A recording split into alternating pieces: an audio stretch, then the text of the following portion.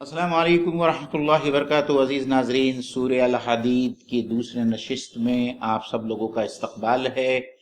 हमने पहले नशिस्त में इस सूरह की आयत नंबर 1 से 5 तक की तफसीर आप लोगों के सामने बयान की और इंशाअल्लाह ताला आज आयत नंबर 5 से आगे की आयत का अहाता किया जाएगा।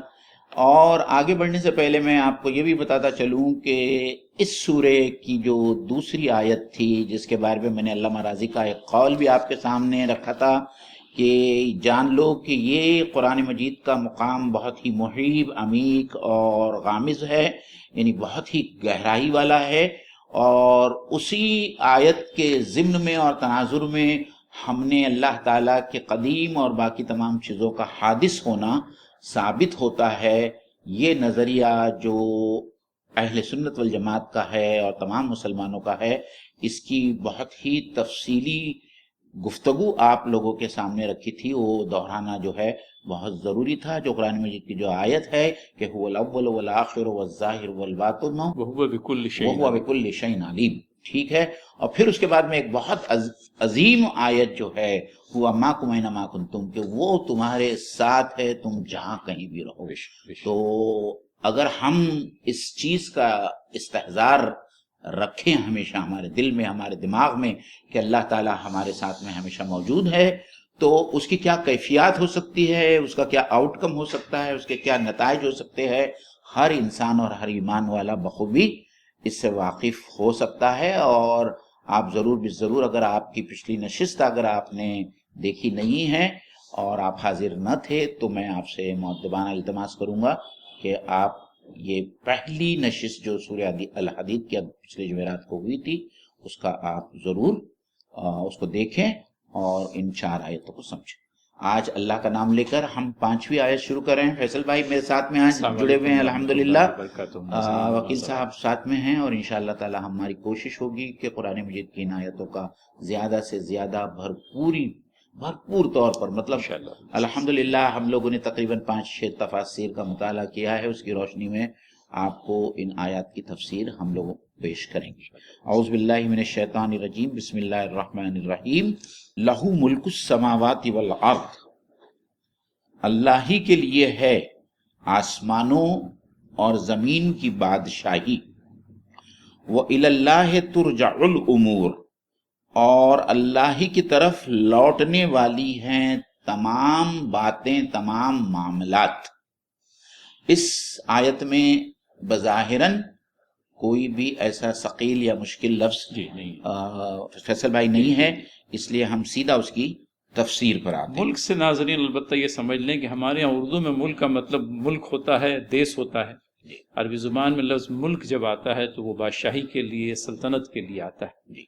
तो अल्लाह ताला ही के लिए है आसमानों और ज़मीन की सल्तनत, और तमाम तर मामलात उसी की तरफ फेरे जाते हैं, रुजू किए जाते हैं। मोइन भाई, ये मैं समझता हूँ कि पिछली जो आयतें हैं जी उसी से जुड़ा हुआ मज़मून है। बिल्कुल वही आयत जो है, आयत नंबर 2 में भी अल्लाह ताला फरमाता है कि लहू मुल्कुस समावाति वल अर्द, वहां जो है अला युहयी व युमीत भी लाया गया है और वहु अला कुल्ली शैइन लाया गया था। यहाँ थोड़ा सा जो है आयत के अंदर थोड़ी कुछ चीजों का इजाफा है, वहां कुछ अलग था, यहाँ कुछ अलग था। और ये बात भी आई थी आयत नंबर 4 के ज़िमन में जी कि जो कुछ जमीन में जाता है और जो कुछ जमीन से निकलता है जी, और इसी तरह से जो कुछ आसमानों से जमीन की तरफ उतरता है जी, और जो आसमानों की तरफ चढ़ता है, अल्लाह ताला को इन तमाम तर बातों का इल्म है और वो देखता है, तुम्हारे वो तालमून बसीर, वो बिमा अल्लाह बिमा तामलून बसीर आया।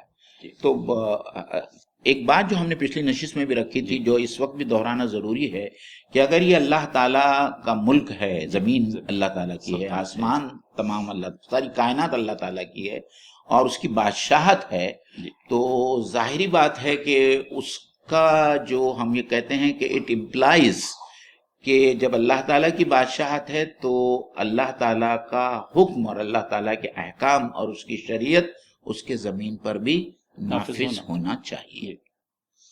और मोइन भाई, ये जो बात आ रही है कि अल्लाह ताला की सल्तनत है पूरी की पूरी कायनात में, अब जाहिर सी बात है कि जब उसकी सल्तनत पूरी कायनात पर मुहित है तो वो ज़मीन से जो कुछ निकलता है, اور زمین سے آسمانوں کی طرف جو کچھ جاتا ہے، بالکل آسمانوں سے جو زمین کی طرف آتا ہے اور زمین سے جو آسمانوں کی طرف اٹھتا ہے، اس سے وہ واقف ہے، کیونکہ جو رب کائنات ہے، جس کی سلطنت پوری کائنات پر محیط ہے، اس کے لیے تو نہایت ہی لازم و ضروری ہے کہ وہ یہ سب بات جانے، اور کوئی عجب نہیں، واللہ بما تعملون بصیر، اللہ تعالیٰ جانتا ہے جو کچھ تم کرتے ہو۔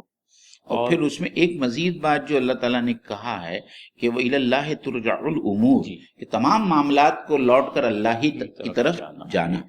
تو وہ ہم کہتے ہیں کہ ان للہ و انا الیہ راجعون، کہ سب چیز اللہ تعالیٰ کی ہے اور اللہ تعالیٰ کی طرف پلٹ کر جاننا ہے۔ تو یہ اس کے مخاطب تو ہر انسان ہے، آپ چاہے اس حقیقت کو مانیں یا ماننے سے انکار کر دیں، لیکن حقیقت یہی ہے کہ ہر انسان کو مر کر اس کے پاس میں جانا ہے، اور اس کے جو کام ہو رہے ہیں دنیا کی زندگی میں، وہ تمام کام اور وہ تمام معاملات کا جو ہے حساب لکھا جا رہا ہے، اور وہ بھی اللہ کی طرف رجوع کیے جائیں گے۔ پورا قرآن جو ہے ذکر و فکر سے معمور ہے، اور ناظرین ہمارے لیے بہت ہی ایک یوں کہہ لیجئے کہ ایک ایسا مقام جو فکر انگیز ہے کہ ہمارے سارے معاملات اللہ تعالیٰ کی طرف پلٹائے جائیں گے۔ تو بہرحال ہوش مند ہونے کی ضرورت ہے۔ آگے چلیں جی مومن بھائی۔ یولج اللیل فی النہار ولیولج النہار فی اللیل، وہی رات کو دن میں داخل کرتا ہے اور وہی دن کو رات میں داخل کرتا ہے۔ وہو علیم بذات الصدور، اور وہ علم رکھتا ہے جو کچھ بھی سینوں میں ہے۔ یہاں فیصل بھائی خالی یولجو کا جو لفظ آیا ہے اس کا عربی مادہ ہے الولوج۔ اچھا، ہاں داخل، جی، الولوج کہتے ہیں کسی تنگ چیز میں کسی چیز کو داخل کرنا۔ اور میں آپ کا خیال اس طرف لوٹاؤں گا جہاں اللہ تعالیٰ کہتا ہے کفار کے بارے میں کہ ایمان نہیں لائیں گے، وہ ایمان نہیں لائیں گے، یا اگر وہ کافر ہیں تو اس وقت تک جنت میں داخل نہیں ہوں گے جب تک ایک اونٹ سوئی کے ناکے سے داخل نہ ہو جائے، حتی یلیج الجمل فی سم الخیاط۔ تو وہاں پہ بھی یہی لفظ جو ہے اسی مادے کو اللہ تعالیٰ نے استعمال کیا ہے۔ تو اللہ تعالیٰ یہی کہتا ہے، اب یہ ایک جو پورا فطری اور کائناتی جو ایک پروسیس ہے اس کو اللہ، اور دیکھیے کہ اللہ تعالیٰ نے جو الفاظ استعمال کیا ہے کہ سورج اور زمین کی گردش کی وجہ سے دن اور رات ہوتے ہیں، اور ظاہری بات ہے کہ پورا زمین کا کرہ بیک وقت جو ہے روشن نہیں ہوتا، اور کس طریقے سے اور کتنی آہستگی کے ساتھ میں، یا ایسا سمجھیے کہ جس کو کیا کہتے ہیں، ایک سائیکل جیسا ہے، ایک سائیکل ہے کہ احساس نہیں ہوتا کہ اندھیرا ہوتا ہے، اور آہستہ آہستہ جو ہے اندھیرا ختم ہو جاتا ہے اور اجالا آتا ہے۔ جب ہم جب فجر کی نماز لیٹ پڑھتے ہیں تو ہم جاتے ہیں تو اس وقت اندھیرا ہوتا ہے، مسجدوں سے باہر نکلتے ہیں تو دن کی سفیدی نظر آتی ہے۔ اور یہ چیز بتدریج ہونا اس لیے بھی ضروری ہے موین بھائی، تاکہ ہماری آنکھیں جو ہے خیرہ ہو کر کے نہ رہ جائیں۔ بالکل رات اگر یکسر دن میں بدل جائے یا دن یکسر رات میں تبدیل ہو جائے تب تو بینائی کا مسئلہ ہو جائے گا۔ بالکل۔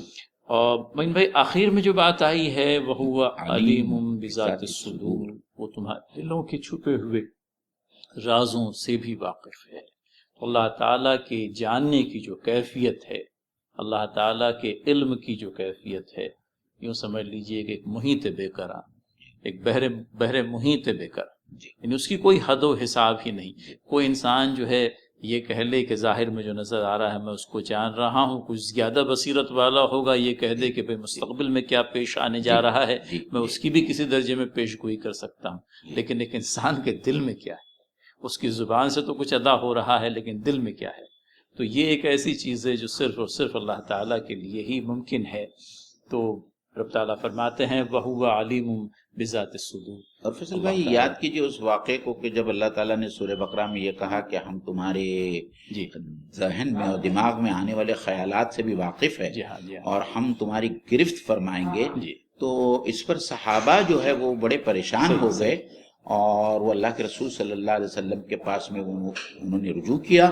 تو اللہ کے رسول صلی اللہ علیہ وسلم نے کہا کہ خود بخود آنے والے وساوس سے انسان جو ہے اللہ ان کا مواخذہ نہیں کرے گا، اور اس سے وہ معاف ہے، لیکن البتہ اپنے ذہن میں خیالات خود سے لانا یہ قابل قابل مواخذہ، قابل مواخذہ، کیونکہ اس کی ظاہر سی بات ہے کہ کبھی کبھی یہ صورتحال ہوتی ہے معین بھائی کہ کسی چیز سے لطف اندوز ہونے کے لیے ہم اس طرح کے خیالات از خود اپنے دماغ میں لاتے ہیں، جس کو فینٹسائز آج آپ سمجھ لیجیے کہ جس کو ہم فینٹسائز کہتے ہیں وہ بھی ہے، اور اس کے علاوہ کئی ایک قسم کے خیالات ہو سکتے ہیں، کچھ فحش خیالات ہو سکتے ہیں جن کو ذہن میں اندر لا کر کے آدمی جو ہے ایک طرح کی یوں کہہ لیجیے لطف اندوز ہوتا ہے، تو یہ ایسی چیزیں ہیں جو بہرحال قابل مواخذہ ہے، کیونکہ یہ چیزیں از خود آپ کے دماغ میں نہیں آ رہی بلکہ یہ آپ کے دماغ میں لا رہے ہیں، اور چونکہ ایک بات آتی ہے، ایک بات سے دوسری بات، دوسری سے تیسری بات، اور یہ سلسلہ پھیلتا ہی چلا جاتا ہے۔ لہٰذا یہ خوش میں رہنے کی ضرورت ہے۔ اللہ تعالیٰ کے نبی صلی اللہ علیہ وسلم نے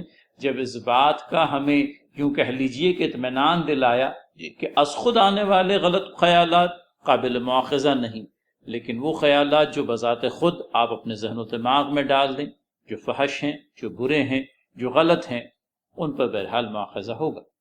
اور فیصل بھائی اس میں ایک پہلو یہ بھی ہے علیم بذات الصدور کہ بظاہر میں سامنے آپ کے بیٹھا ہوں، لیکن میرے دل میں اگر آپ کے لیے حسد ہے، کینہ ہے، کپٹ ہے، تو وہ تو ظاہری بات ہے کہ آپ کو بھی اس کا علم نہیں ہوگا، لیکن اس بات سے بھی ہم کو ڈرایا جا رہا ہے، اور اللہ تعالیٰ یہی کہتا ہے کہ وہ لوگ جو قلب سلیم لے کر لوٹیں گے میرے پاس میں وہی کامیاب ہوں گے۔ تو قلب سلیم کی ایک کیفیت یہ بھی ہونی چاہیے کہ اس کا دل جو ہے اس قسم کے تمام بری کیفیات سے جو ہے وہ بالکل پاک اور صاف ہو۔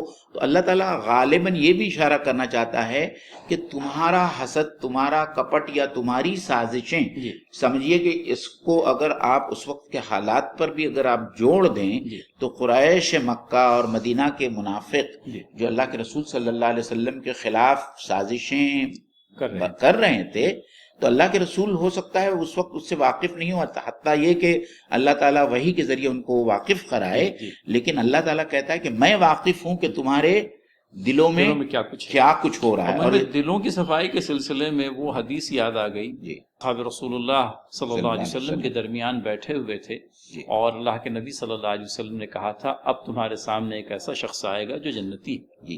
اب وہ پوری تفصیل کا بیان وقت لے گا، آخر میں جو بات سمجھ میں آئی کہ اس شخص کو اللہ کے نبی صلی اللہ علیہ وسلم نے جنتی کیوں کہا تھا۔ ایک صحابی رسول صلی اللہ علیہ وسلم اس شخص کے ساتھ میں جا کر 3 دن رہتے ہیں، کوئی غیر معمولی قسم کی عبادت، کوئی غیر معمولی قسم کا وظیفہ، کوئی عمل دکھائی نہیں دیتا، تو آخر میں وہ بات فاش کر دیتے ہیں ان سے کہ میں نے اللہ کے نبی صلی اللہ علیہ وسلم کو یہ کہتے سنا کہ آپ جنتی ہیں، میں نے تو آپ میں کوئی غیر معمولی بات نہیں دیکھی۔ آخر وہ کون سا عمل ہے جو جس کے چلتے اللہ کے نبی صلی اللہ علیہ وسلم نے آپ کو جنتی کہتے؟ وہ صحابی رسول نے جو بات کہی ہے وہ یہ کہ میرا کوئی عمل اس طرح کا نہیں جو غیر معمولی ہو، لیکن میں ایک بات ضرور تم سے کہنا چاہوں گا، وہ یہ کہ میں اپنے دل میں اپنے کسی بھی مسلمان بھائی کے تعلق سے کینہ، بغض، کپٹ، حسد اس طرح کا کوئی جذبہ نہیں رکھتا۔ باطنی صفائی اس لیے ضروری کیونکہ اللہ تعالیٰ جو ہے دلوں کے رازوں سے واقف ہے، اور جہاں دل صاف ہوگا ظاہر سی بات ہے کہ ہونے والا عمل دل کے خیالات اور نیتوں کی عکاسی کرنے والا ہوتا ہے، عمل بھی صاف ہوگا۔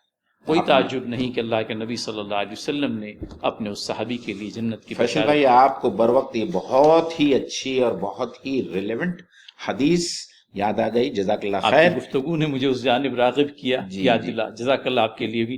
اور میں سمجھتا ہوں 7ویں نمبر کی آیت ہوگی آگے ہمارے لیے، آمنوا باللہ ورسولہ، کہ ایمان لاؤ اللہ پر اور اللہ کے رسول پر، وَأَنفِقُوا مِمَّا جَعَلَكُمْ مُسْتَخْلَفِينَ فِيهِ، اور خرچ کرو اس میں سے جسے اللہ تعالیٰ نے تمہیں استخلاف بخشا ہے۔ فَالَّذِينَ آمَنُوا مِنْكُمْ، پس تم میں سے جو لوگ ایمان لائیں، وَأَنفَقُوا، اور اللہ کے راستے میں خرچ کریں، لہم اجر کبیر، ان لوگوں کے لیے بڑا اجر ہے۔ اس میں ایک ہی لفظ ہے جو استخلاف سے بنا ہے، مستخلفین۔ اللہ تعالیٰ نے جن چیزوں میں تم کو استخلاف بخشا ہے، تم کو خلیفہ بنایا ہے، تم کو خلیفہ بنایا ہے، تم کو نائب بنایا ہے، تم کو جانشین بنایا ہے، تو یہ آیت فیصل بھائی جو ہے نا آنکھیں کھول دینے والی آیت ہے۔ جی آپ اس کی تھوڑی تشریح کریں. کچھ میرے پاس میں بھی کچھ مواد ہے، میں انشاءاللہ تعالیٰ لوگوں کے سامنے رکھوں گا. یہ ناظرین اول بات تو یہ سمجھتے چلیں کہ یہ خطاب معین بھائی کن سے ہو رہا ہے. یا یہ ایمان لاؤ اللہ اور اس کے رسول صلی اللہ علیہ وسلم پر، اور خرچ کرو ان چیزوں میں سے جن پر اس نے تم کو اپنا خلیفہ بنایا ہے. اور پھر یہ کہ یہ اس کے پہلے والی کڑی میں، اس کے پہلے کے ایپیسوڈ میں معین بھائی ڈاکٹر صاحب نے بڑے ہی واضح انداز میں یہ بات رکھی تھی کہ یہ پورا مسبحات جو 10 صورتیں ہیں، ان میں خطاب زیادہ تر اہل ایمان سے ہے، کمزور اہل ایمان سے. اور وہ کمزور اہل ایمان کو اللہ تعالیٰ جو ہے جھوڑتا ہے، اور مزید یہ چاہتا ہے کہ وہ ان کے ایمان کے درجے کو بڑھا کر کے اصحاب رسول اللہ صلی اللہ علیہ وسلم میں جو سابقون الاولون ہے ان کے درجے کو لے آئے. کیونکہ آج جو مخصوص حالات سورہ حدید کے نزول کے وقت ہے معین بھائی، وہ اس بات کا تقاضا کر رہے تھے کہ اسلامی کاس کے لیے لوگ اپنے مالوں کو خرچ کریں. آپ اندازہ کریں ریاست نوخیز، مدینہ کی ریاست، وہاں پر ایک کثیر تعداد ان لوگوں کی جو مختلف مقامات سے ہجرت کر کے مدینہ میں آ کر کے رہ بس رہے تھے. ان لوگوں کے رہنے بسنے کا اہتمام، ان لوگوں کے کھانے پینے کا اہتمام، یہ سب سارا بار جو ہے مدینہ والوں پر پڑ رہا تھا. اب مخلص اہل ایمان تو ایسے تھے کہ جو بہرحال اپنے پاس میں جو کچھ اللہ تعالیٰ کا فضل تھا اپنے بھائیوں میں تقسیم کر رہے تھے. لیکن ایک کثیر تعداد ان مسلمانوں کی بھی تھی جو صاحب مال ہونے کے باوجود بھی اپنے مالوں کو اپنے ان کمزور اور نادار مسلم بھائیوں پر خرچ نہیں کر رہے تھے. اللہ تعالیٰ فرماتے ہیں کہ اللہ تعالیٰ پر ایمان لائیں، نبی کریم صلی اللہ علیہ وسلم پر ایمان لائیں، اور اپنے ایمان کی صداقت کی گواہی دیتے ہوئے اللہ تعالیٰ نے وہ مال و اسباب جن پر تمہیں استخلاف بخشا ہے، جن پر تمہیں اپنا نائب بنایا ہے، وہ اللہ تعالیٰ کی راہ میں خرچ کریں. یہ بات معین بھائی سمجھ میں آتی ہے. اور اللہ تعالیٰ اس آیت مبارکہ کے ذریعے سے درجات کو بلند کرنے کی طرف لوگوں کی رغبت دلا رہے ہیں کہ دیکھو، ایک تو تمہارے وہ بھائی ہیں جو اپنے کم سے کم مال میں سے بھی جس قدر ان کے لیے ممکن ہے خرچ کر رہے ہیں، اور تم صاحب مال ہونے کے باوجود اپنا ہاتھ کیوں کھینچتے ہو جبکہ تم اللہ اور اس کے رسول صلی اللہ علیہ وسلم پر ایمان کا دعویٰ کرتے ہو. تو یہ ایمان کی کمزوری تھی جو اللہ تعالیٰ کی راہ میں انفاق کرنے میں رکاوٹ ثابت ہو رہی تھی. اور ناظرین، پچھلی مرتبہ میں یہ بات کہی گئی تھی کہ ہم اور آپ جیسوں کے لیے بہت سا سامان درس لے کر کے آئی ہیں مسبحات. کہاں اللہ کے نبی صلی اللہ علیہ وسلم کے اصحاب کا ایمان اور کہاں ہمارا ایمان. لہٰذا کہیں ترغیب پاتے ہیں ہم اور آپ سب مل کر کے کہ وہ ایمان جس کا کہ تقاضا سورہ حدید کر رہی ہے، اس درجے کو پانے کے لیے آگے کو بڑھتے ہیں. انفیکٹ ایک بڑی پیاری حدیث ہے جو ہم آگے کی آیات میں لوگوں کے سامنے پیش کریں گے. لیکن قرآن مجید کی ایک آیت، اس کا ٹکڑا مجھے اس وقت یاد آ رہا ہے جو سورہ نساء میں ہے. اور اللہ تعالیٰ کہتا ہے یا ایھا الذین آمنوا آمنو، اے ایمان والو ایمان لاؤ. تو آدمی کو چوکن نہ ہونا چاہیے کہ اللہ تعالیٰ ایمان والوں سے یہ بات کیوں کہہ رہا ہے.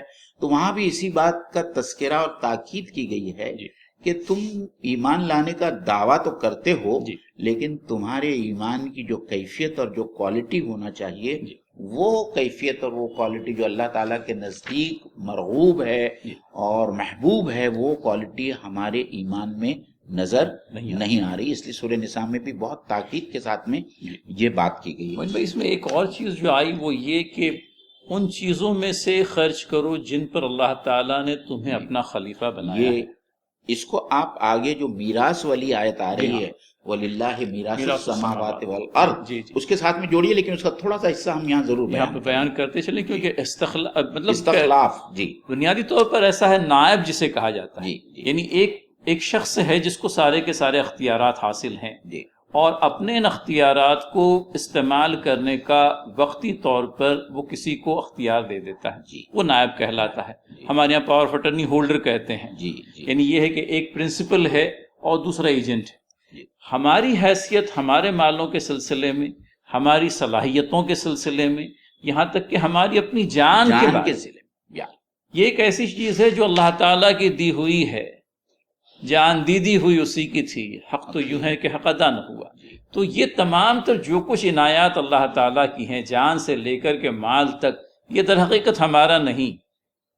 اللہ تعالیٰ نے مومنین کے جان و اموال جنت کے بدلے میں خرید لیے ہیں. ان اللہ اشترى من المؤمنین، جی وہ جو آیت ہے سورۃ بالکل. توبہ کی کہ اللہ تعالیٰ نے ہماری جان و مال کو جنت کے بدلے میں خرید لیا ہے. جی، اور جو چیز ہم بیچ چکے ہیں جی. اس چیز پر ہمارا اختیار کہاں باقی رہا. کچھ لیکن اللہ تعالیٰ نے اس کے باوجود بھی وہ چیزیں ہمارے اختیار میں رکھی ہے.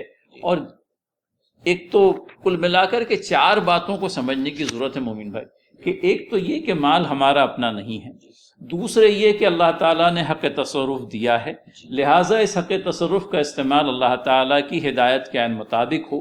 تیسرے یہ کہ ہماری حیثیت اس مال اور جان کے سلسلے میں اللہ تعالیٰ کے آمین. نائب کی ہے.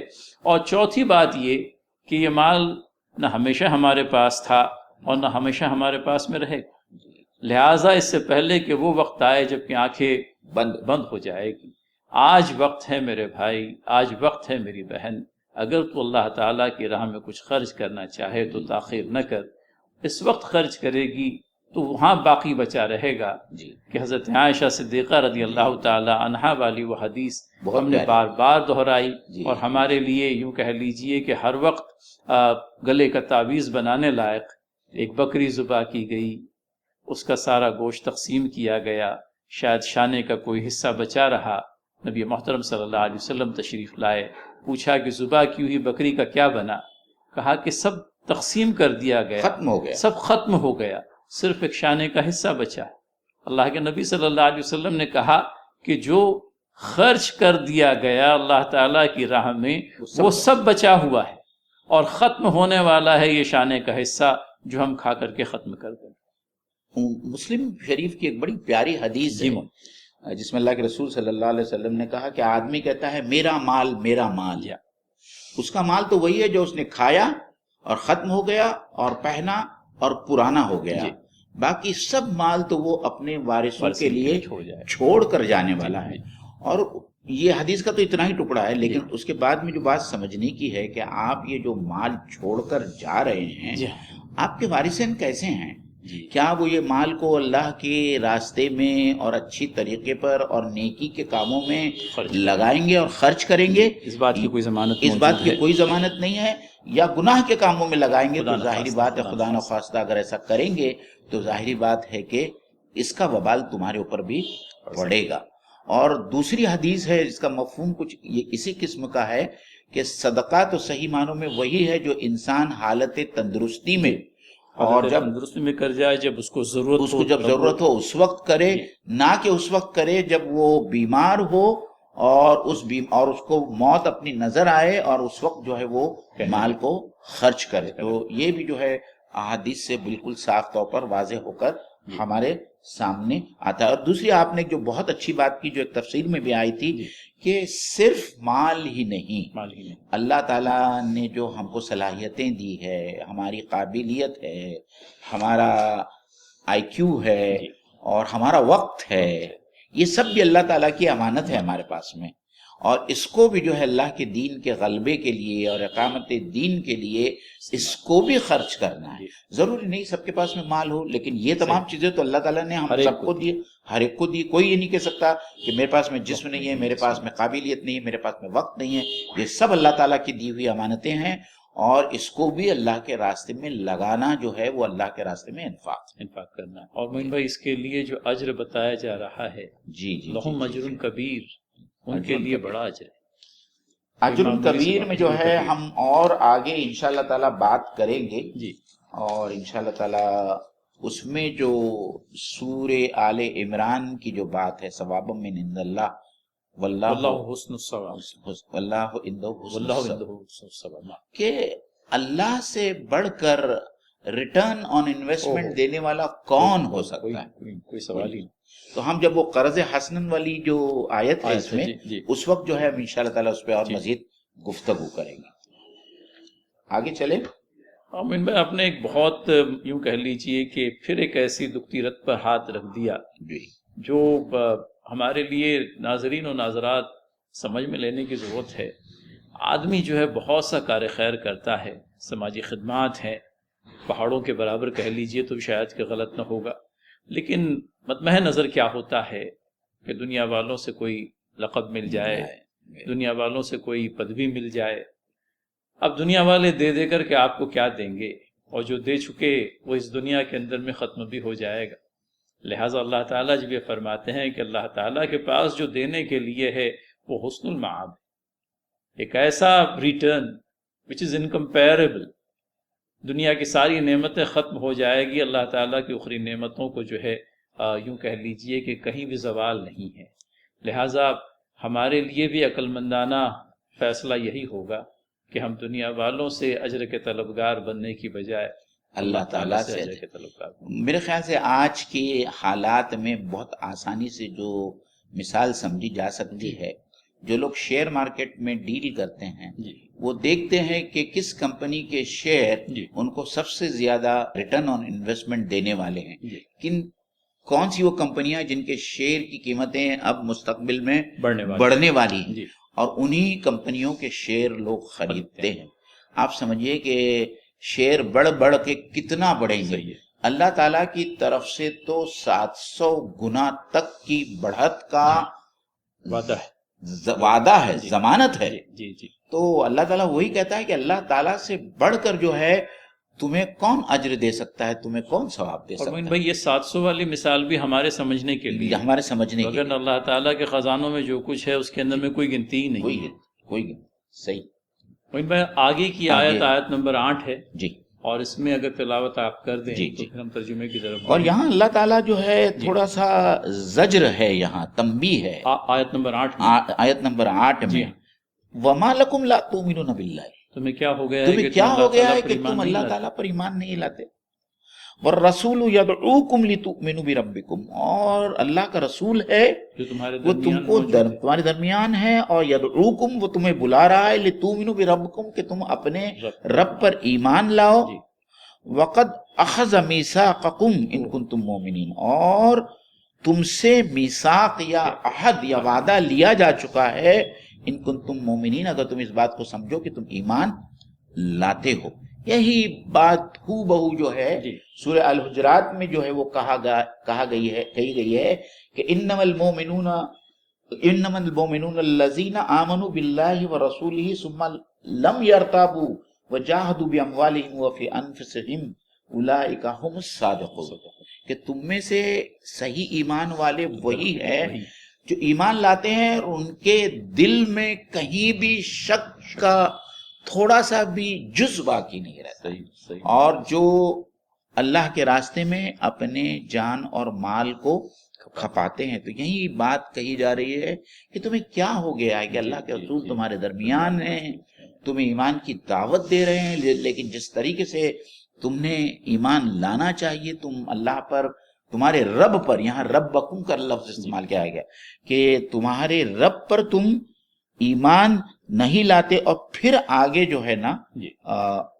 فیصل بھائی جو یہ میثاقکم ہے، ہاں اس کے بارے میں ہم کو تھوڑا سا ایک سے زائد اس کے اندر میں باتیں ملتی ہیں معین بھائی۔ سب سے پہلی بات تو یہی ہے، یہ میثاق مفسرین نے پہلی بات جو لکھی ہے ناظرین و ناظرات کہ اس میثاق سے وہ عہد مراد ہے جو عالم الارواح کے اندر میں تمام تر بنی نوع آدم سے اللہ تعالیٰ نے لیا تھا، جبکہ آدم علیہ السلام کی پشتوں سے آنے والے تمام تر وقتوں کے انسانوں کو اللہ تعالیٰ نے نکالا، اور اس وقت وہ الست بربکم قالوا بلا، اس وقت ہم سب نے عالم ارواح میں اللہ تعالیٰ سے اس بات کا اقرار کیا کہ باری تعالیٰ تو ہی ہمارا رب ہے۔ تو یہ تو ایک یہ ہے۔ مودودی صاحب نے یہ نقطہ بھی لایا ہے کہ یہاں ان کنتم مومنین سے مراد شعوری طور پر لوگوں نے جو اقرار ایمان کیا ہے وہ مراد ہے۔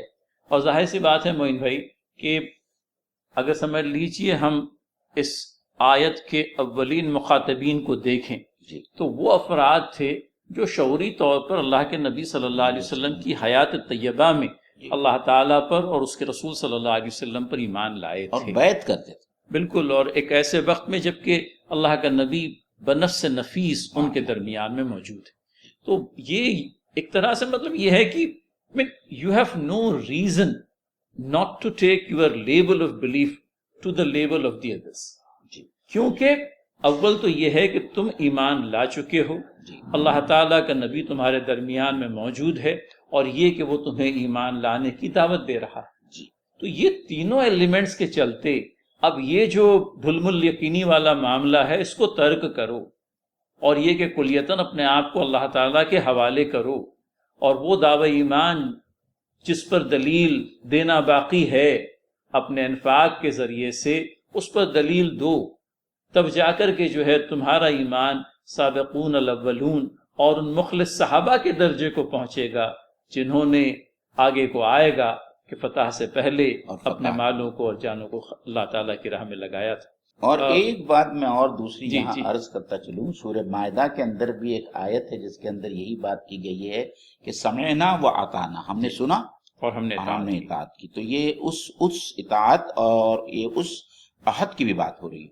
ہاں. اور ایک عہد جو بار بار قرآن مجید میں جس کا بیان ہوا ہے، جی جو سابق انبیاء سے اور ان کے آنے والی اقوام سے اللہ تعالیٰ نے لیا ہے کہ ان نبیوں کے بعد میں ایک آخری نبی آئیں گے جن کا نام یہ ہوگا، جی اور بہت ہی شرح و بسط کے ساتھ جی. میں ان کی آنے کی بشارت دی گئی ہے، اور ان سے یہ وعدہ لیا گیا تھا کہ وہ جب آئیں گے تم ان پر تو ایمان تم لاؤ. ان کے اوپر ایمان لاؤ اور ان کی مدد اور نصرت کرو. تو یہ خاص طور پر اہل کتاب کی طرف اشارہ جی ہے جی کہ تمہاری کتابوں میں اس نبی کی آمد کی بشارت ہے موجود. اور تم سے اس بات کا وعدہ لیا گیا ہے، اس کے باوجود بھی تم ایمان نہیں لاتے. اور عام حالات میں جب ایک آدمی دین اسلام میں داخل ہوتا ہے جی تو وہ جو شہادت کا کلمہ پڑھتا ہے، جی جی اشہد ان لا الہ، تو وہ بھی ایک قسم کا اقرار میثاق ہے، میثاق اقرار ہے جی کہ میں اللہ تعالیٰ کو معبود اور معبود برحق مانتا ہوں اور اس کے رسول کو محمد صلی اللہ علیہ وسلم کو اپنا رسول مانتا ہوں. جی. تو یہ بھی تو ایک عہد ہے جو آدمی زبان سے کر رہا ہے بالکل. اور دل سے کر رہا ہے.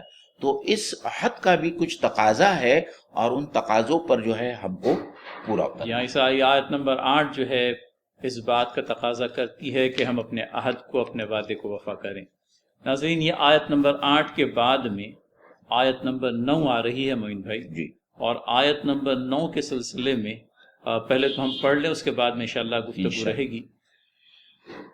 هو الذی ينزل على عبده آیات بینات لیخرجکم من الظلمات الى النور. وہی ہے، وہی اللہ تعالیٰ ہے.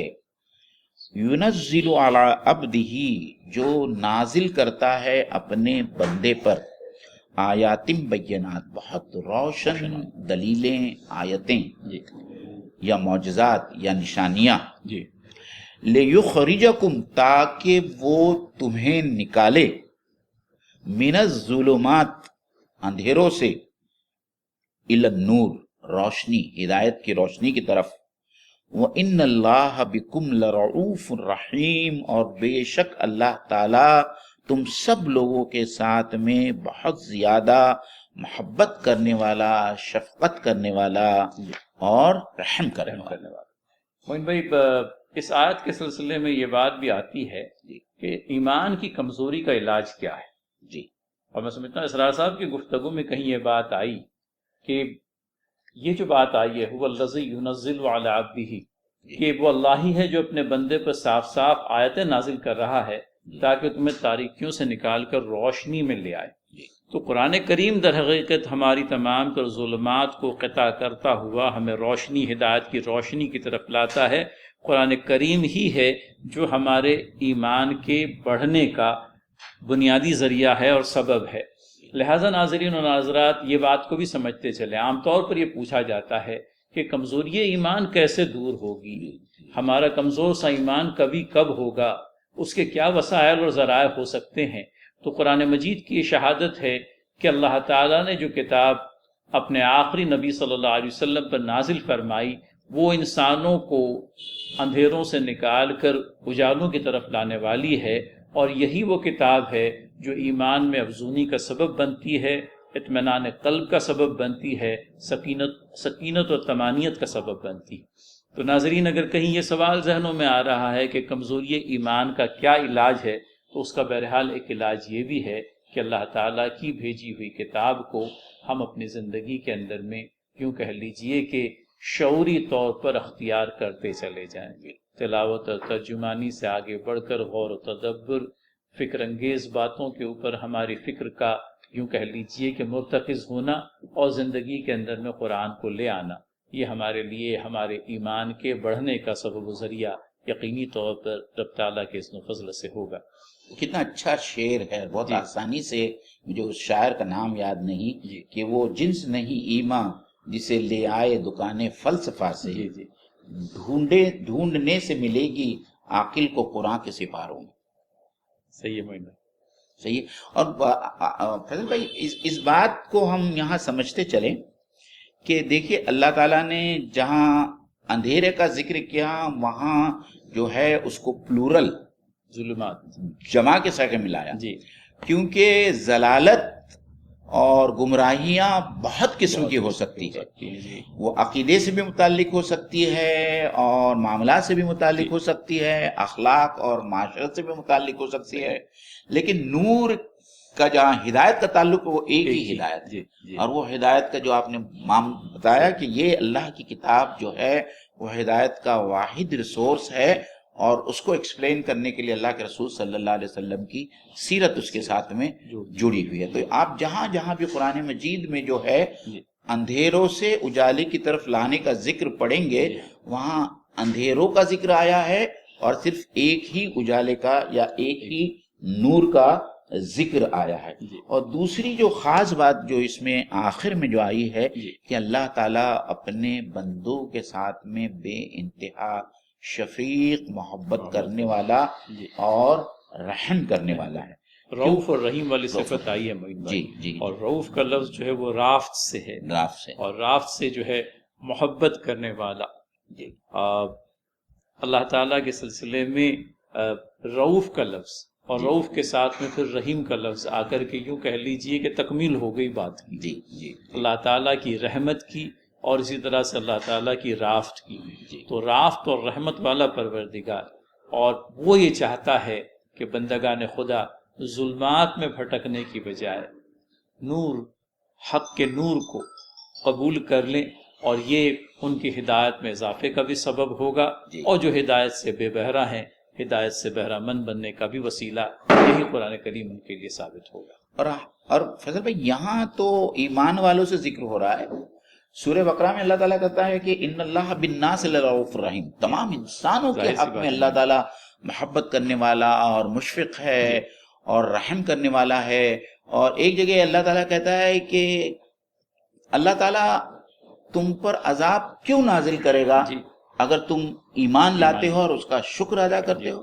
یہ آخری آیت ہے میرے خیال سے 5ویں پاری کی کہ ما یفعل اللہ بعذابکم وان آمنتم وشکرتم، کہ اگر تم ایمان لاتے ہو اور تم اللہ تعالیٰ کا شکر ادا کرتے ہو تو اللہ تعالیٰ تمہیں کیوں عذاب دے گا۔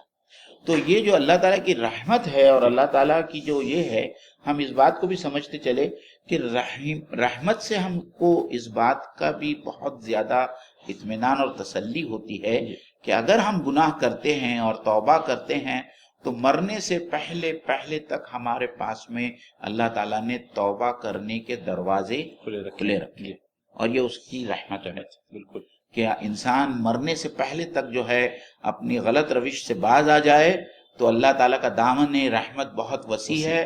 اللہ تعالیٰ گناہ کرنے والے کے تمام گناہوں کو اس طریقے سے معاف کر دیتا ہے گویا کہ وہ آج ہی اپنے ماں کے پیٹ سے پیدا ہوا ہے۔ تو میرے خیال سے یہ اس طرف بھی اشارہ ہے، اور ہم جیسے گنہگاروں کے لیے بھی یہ ایک تاکید ہے کہ اگر ابھی تک جو ہے ہم گناہ کرتے رہے ہیں اور ہم نے معافی نہیں مانگی ہے تو توبہ کرنے کا ایک وقت ہے ہمارے پاس میں۔ اور میں حضرت عمر کے اس واقعے کے ساتھ میں جو ہے میرے خیال سے وہ اس بات کی تکمیل ہوگی کہ حضرت عمر کے محفل میں ایک شخص آ کر بیٹھا کرتا تھا اور ان سے استفادہ کرتا تھا۔ بعد میں حضرت عمر رضی اللہ تعالیٰ عنہ کو یہ احساس ہوا کہ وہ شخص غائب ہو گیا ہے، تو اپنے اصحاب سے کہا کہ جا کر اس کو پوچھو کہ کیا بات ہے کہ وہ کیوں نہیں آتا ہے آج کل ہماری محفل میں۔